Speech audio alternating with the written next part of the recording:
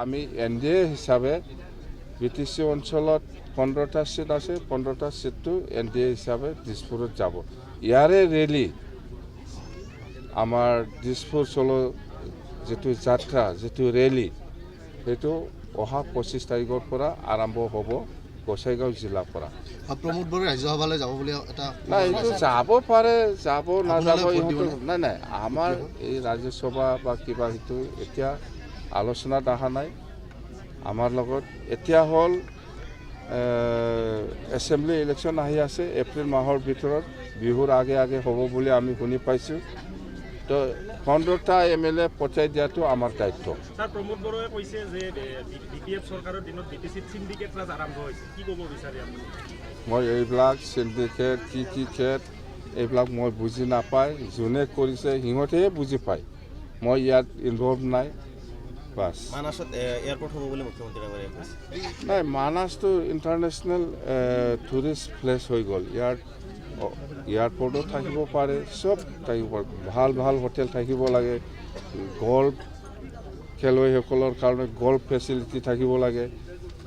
গোটেই প্ৰধানমন্ত্ৰী ডাঙৰীয়া মানে বিটিচিত আহিব কিবা আশা কৰে কিবা ডাঙৰ প্ৰধানমন্ত্ৰী ডাঙৰীয়াই আমাৰ BTC অঞ্চলত কোকৰাঝাৰত আহি আছে মুঠতে মাৰ্চত ইলেকশ্যন কণ্ডাক্ট হোৱা আগতে নিশ্চয় আহি পাব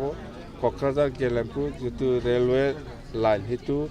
উদ্বোধন কৰিবৰ কাৰণে ফাউণ্ডেশ্যন কৰিবৰ কাৰণে এইটো আমাৰ কাৰণে খুব ভাল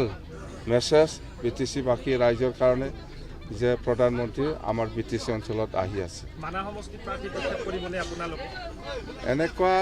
মানাস বা কোকৰাঝাৰ বা মুছলপুৰ এনেকুৱা আলোচনা হোৱা নাই মুঠতে 15টা সমষ্টি আছে 15টাটো গঠাই দিয়াটো আমাৰ দায়িত্ব দিছপুৰত 15টা জয়লাভ হ'ব 100% ইউপিপিএল লৈকে এতিয়া জিকিব UPPL কেইটা জিকে ইহঁতে ক'ব মই যে 15টা জিকিব এইটো মই কৈছোঁ বিজেপিৰ কেইটা থাকিব 15টা ভিতৰত NDA বুলি কৈছোঁ মই NDA বুলি কৈছে দেই প্ৰমোদ বড়োয়ে কৈছে যে এইবাৰ NDA স্যাৰ বিপিএফ আছে আবাৰ বিজেপি আছে বুলি কৈছে ৰাইজে কিমান দিন হ'ল এই UPPL আমাৰ BPF দলত কম্পেয়াৰ কৰা দল নহয় আৰু কম্পেয়াৰ কৰিব নালাগে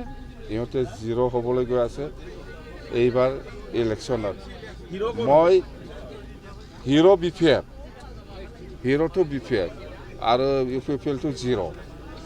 আৰু এইবাৰ ইলেকশ্যনত চাওক কোনফালে বেছি আছে আপোনাক অন্য ৰূপত দেখা গৈছে আপুনি প্ৰত্যক্ষভাৱে ৰাইজৰ মাজত গৈ দৰখাস্ত লোৱা দেখা গৈছে নাই বহুত পাব্লিকে কোকৰাঝাৰত যাব নোৱাৰে বা ওদালগুৰি হওক বা মুঠতে BTC অঞ্চলৰ বহুত ৰাইজ আছে বিভিন্ন ধৰণৰ বিভিন্ন অঞ্চলত ৰাইজ থাকে তো